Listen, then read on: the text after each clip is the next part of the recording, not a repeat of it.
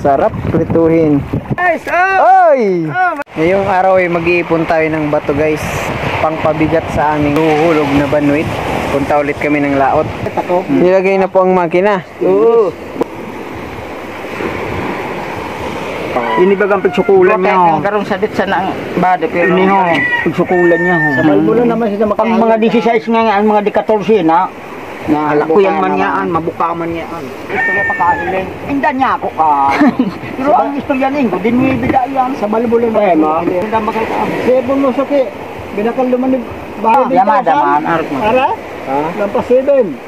Kinabit na ang LC guys. Nung mga nakaraan guys, ito yung gamit namin. Yan, yung disagwan mali. Ngayon ay ito naman ang aming gagamitin. Yung dimotor. Ayan ang pangalan ng motor ni Angkolo. Oh yeah.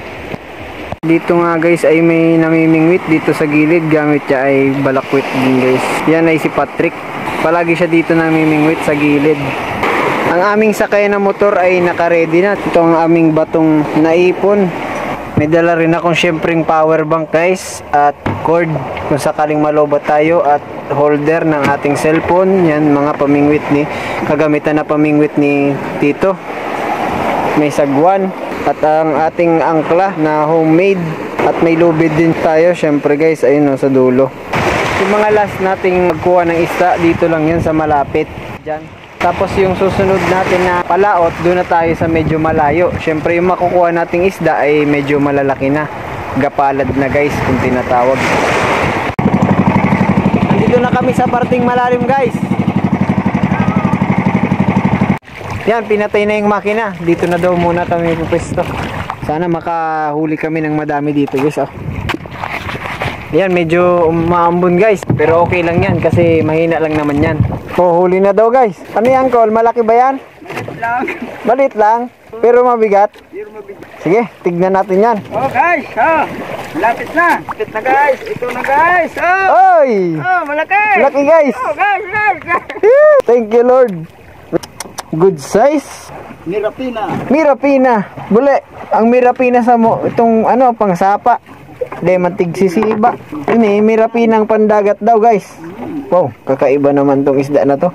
Sige. Yung anak. Yung anak nahuli. Nahuli. Oh. Woo, guys. Galunggong. Galunggong.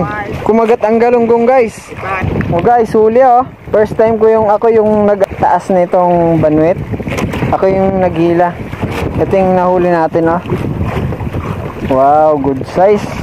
3 kadaliri. Hindi ko alam kung anong isda yan guys. Pang ulam. Woo! Sarap sa piling makahuli guys. Oh guys. Kahuli si dito guys oh. Guys oh. Maliit. Girapina. Galunggong. May kumagat sa ating pain guys. So, kaso maliit lang siya guys. Huli si Tito guys oh. Another galunggong. Meron pang isa, malaki-laki. 3, 4. Oh. Another huli natin guys, galunggong. Oh, good size galunggong. Sarap prituhin. Oh, huli, liit.